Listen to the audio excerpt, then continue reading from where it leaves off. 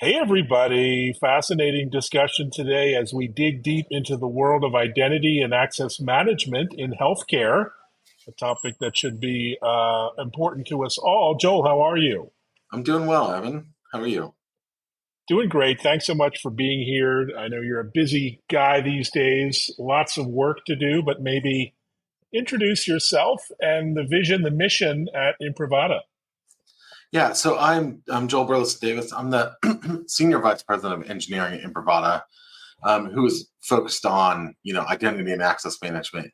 In particular, I cover our security products, anywhere from identity governance to privileged access security, to data science and machine learning. Trying to keep the world safer. Uh, we really focus on healthcare, but other industries as well, particularly regulated industries. And I always say that our sort of motto is, or our mission and vision is to sort of effortlessly ensure appropriate access. Right? If you're supposed to be accessing something, like that should feel like magic and happen automatically, and you're not supposed to, it should feel like you're hitting a brick wall. Wouldn't that be nice? Well, it's such a crucial topic in healthcare. I'm in Boston. Your headquarters is here in town as well. Lots of healthcare institutions that are under tremendous pressure from a security standpoint. Why is healthcare such a target, and why is it so crucial in healthcare? Your approach from other industries that are, equally important to us all. All right. Well, I'll try to answer those questions. I'll start with the first, like why is healthcare a target? And there's a few reasons for that. One of which is that the sort of information and operation of healthcare is very valuable, right? Health information is extremely valuable. It's like often more Mm, valuable than a credit card on the sort of in the dark web and stuff like that. So there's this dynamic of that there. It's a relatively high value target. And over the last decade, that shifted from not only the information that's available in healthcare, but the sort of ability to create urgency if you are like a ransomware gang and you take over a hospital system, because you're talking about sort of life and death of humans, not like loss of, not just loss of financial, mm.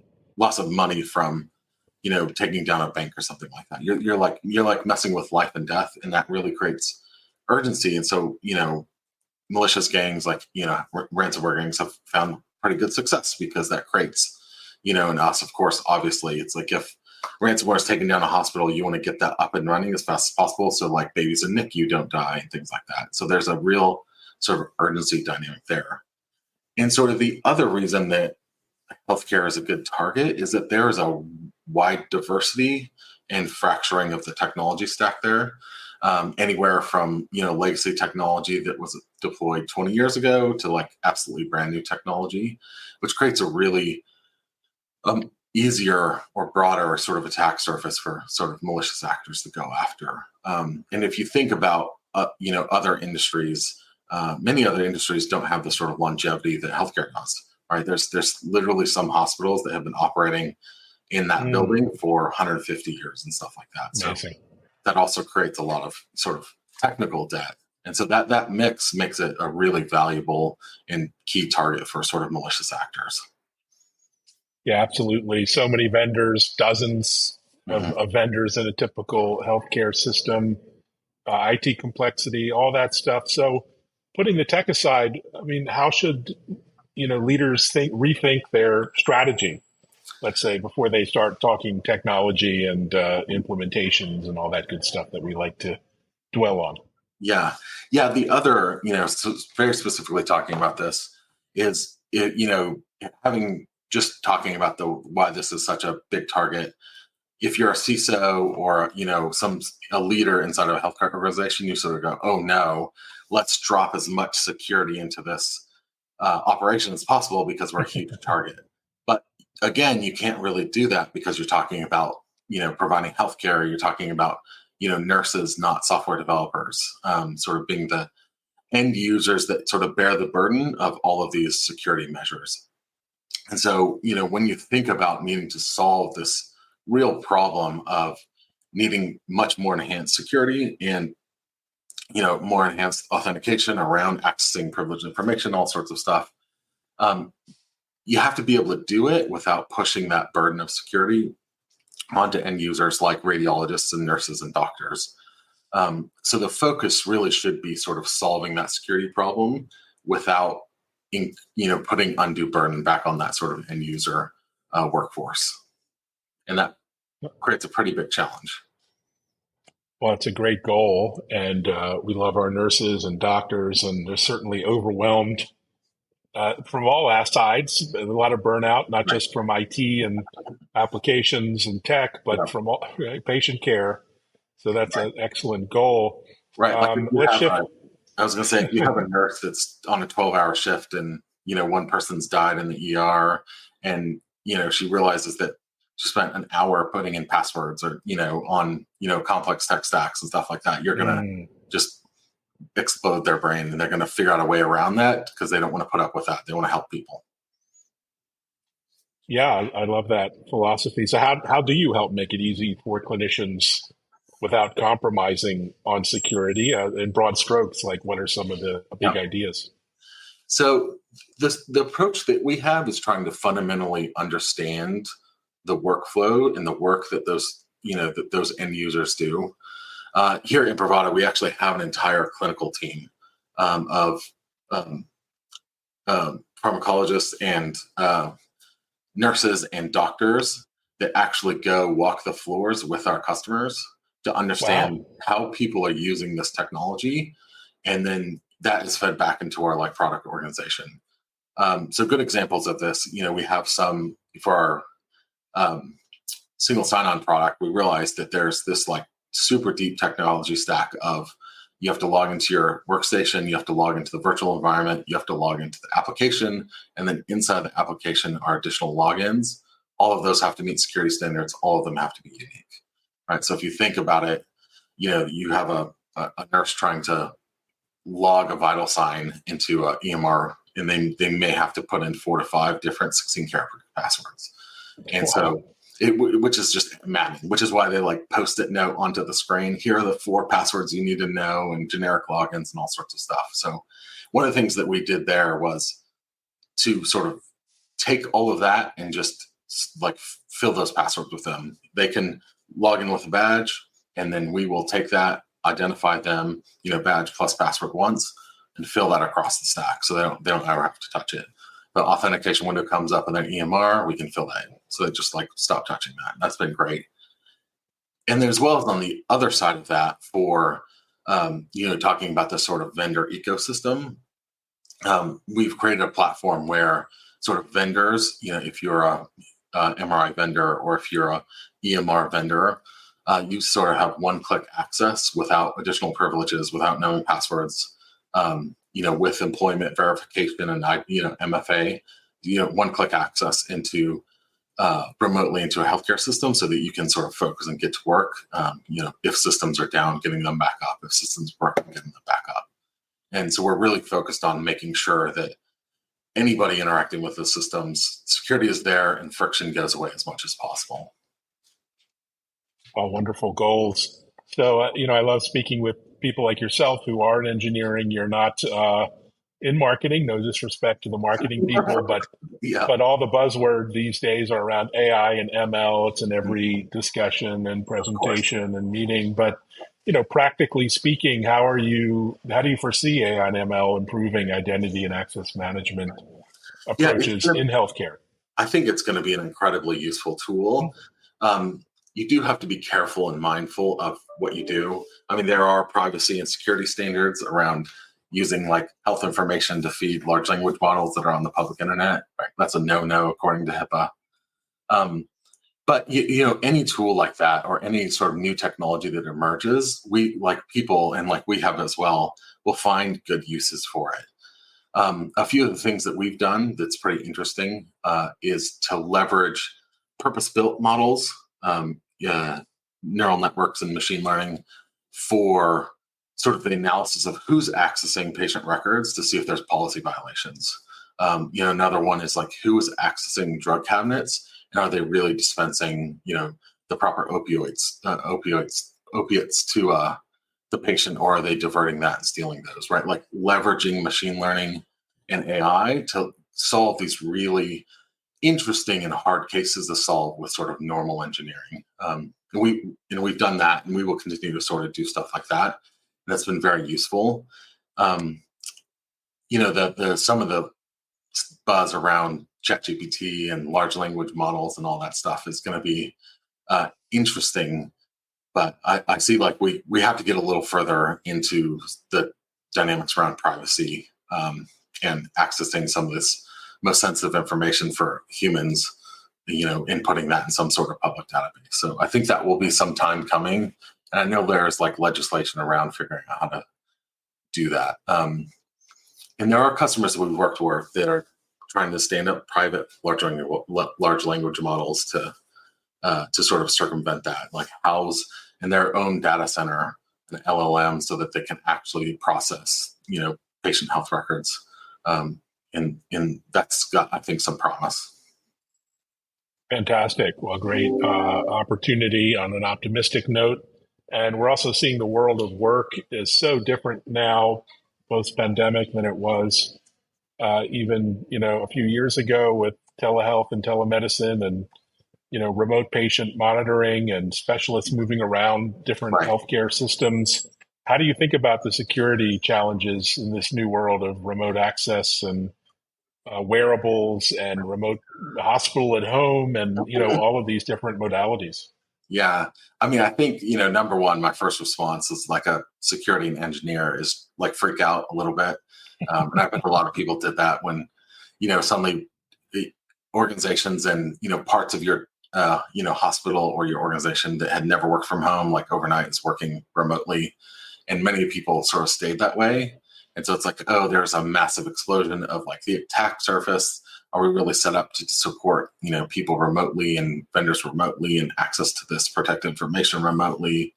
I think people have gotten past freak out, at least I have, and started looking at real solutions. And I think, privileged access security in general is a good focus for that, right? If you really think about the fundamentals of that, it's, the principles of least privilege, and even more so, it's this idea of zero standing privilege, and sort of forgetting the old sort of mentality of castle and moat, right? Like if you're inside my building walls, you're safe. If you're outside these building walls, you're safe.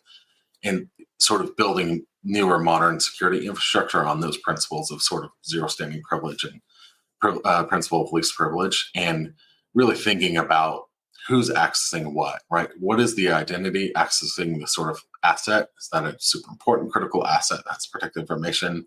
Yes or no, right? And that might have a particular security policy. Is this a super risky or not risky identity, right? Is it some third party that I don't actually know who they are, who's employed them? If so, I need a different sort of security posture against that. And sort of building what would be a security program, thinking in those ways. What is the riskiness of the identity? What is the riskiness of the asset they're accessing, whether or not they're local or remote? Yeah, well said. And of course, you're intimately familiar with HIPAA, but there's, emerging new compliance requirements being added every year. How do you think about compliance and staying compliant while keeping things secure? Yeah, actually, according to some of our like legal counsel, and we have like privacy counsel on staff, they say something changes every day. Every day. Wow. Which I think is maybe an exaggeration, but around the world, right? If you think about operating a global company like us, that's roughly true. And I think one of the things that's been helpful is if you approach your program build right, whether it's us as a software company or a healthcare system as a healthcare system, right, as like an enterprise. If you approach those leveraging solid security principles and governance principles, you will find that you stay compliant, and have the sort of resources and foundation to continue to be compliant as things evolve. A good example is like if you're building software, if you've followed a privacy by design, architecture, then when new privacy laws come out, you're probably going to be fine, or at least you have a pretty good foundation to get fine relatively quickly. So I think it has a lot to do with understanding that often regulation that comes out is really setting a relatively low floor of compliance.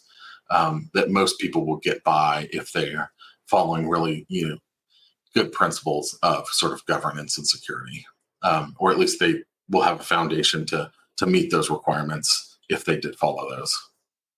Yeah, well said. You mentioned technical debt at the beginning, and we all have the experiences of seeing fax machines and pagers and Yeah, CD-ROMs in our healthcare 100%. network. Sadly, Yeah.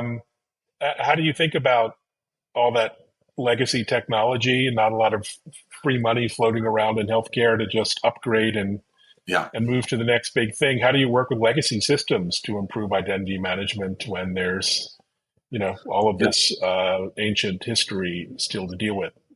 Yeah, I think first, you have to go through a few phases. First, you have to accept the fact that exists. It's not going away. Um, Mm. a lot of sort of legacy systems. This is in healthcare. Manufacturing has a similar problem, where Mm. there's a lot of capital expenditure that's happened to purchase, particularly devices when you talk about operational technology, and often those are 10-year, maybe 15-year refreshes because that's how long that that operational technology can be in use. And so you just have to accept the fact that things aren't going to get perfect and super modern really quickly, because people are going through normal sort of capital purchasing exercises. And so something might be from, 2009 or something like that and may not support some of those standards. So I think you then look around at your identity and security providers for people that have understood the reality, right? Instead of solving for just super clean, modern, cloud native systems that everybody's using. They've understood the reality of the industry and they're trying to solve that. So it's anywhere from, auto-filling passwords because passwords are going to exist, to like leveraging RFID because there's no keyboard and you still have to pass information, to a system. So, some vendors are, pushing the absolute edge of being modern, but they don't support anything legacy. Some vendors that are doing just legacy technology, and I think you really have to think about if you're talking about a giant industry like healthcare, there is going to be both of those. There is going to be bleeding edge and super legacy sort of coexisting. You will have to accept the fact and solve for both of them. Yeah, really, really well said.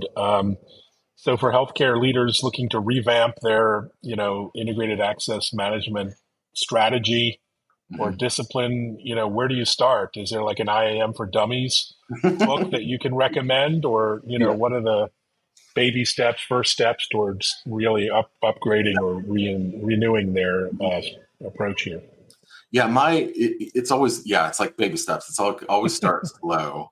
So really start to identify, like this is the advice I try to often give, the most critical, if we talk about criticality, and I like to use that sort of language of criticality, and there's like criticality in terms of like business continuity, criticality in terms of like value to the business, and criticality in terms of like urgency. And like healthcare, you're talking about maybe like life and death urgency, like surgical theaters or ER room or ER departments.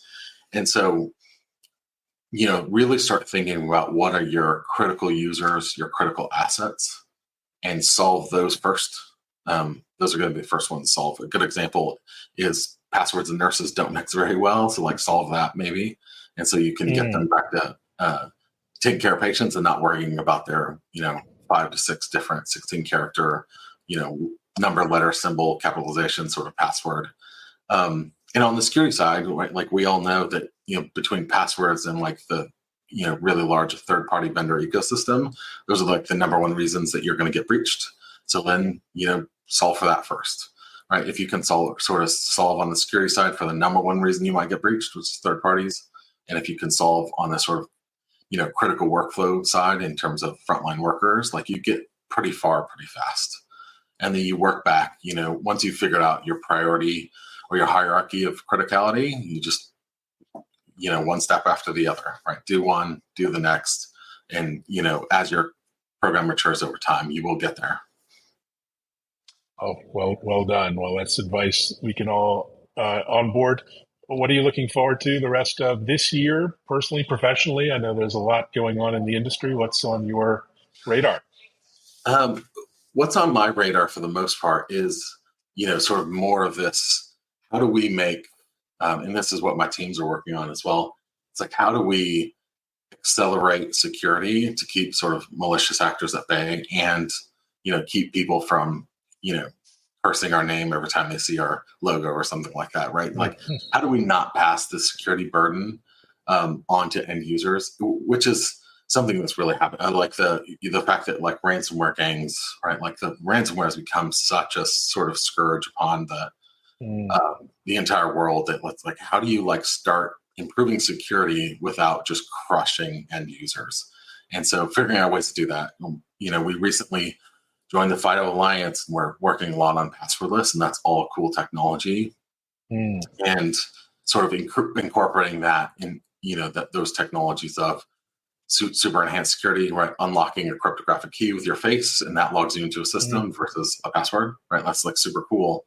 And being able to do that with a frontline worker and a third party, right? You can do sort of ID verification, and authentication in a way that's a lot less, reduces friction for those end users, whether they are, again, like a technology rep from a third party or like an end user nurse. And so I think that's really exciting technology. Many industries aren't ready for it yet, but like they will get there. That's part of the future. And so that's going to be a fun thing to work on for the next quite some time. Yeah, fun and optimistic. I love that there's a light at the end of the tunnel here for many of the challenges we're facing today. We just need to get there. Thanks so much for sharing the time and the vision of where we're headed. Very interesting, exciting times ahead, Joel. Yeah, thank you, Evan. Thanks for having me. Yeah, thanks everyone for watching, and reach out, follow Imprivata. They put out some great content on the various social channels. It's where I came across them. Thanks so much. Take care.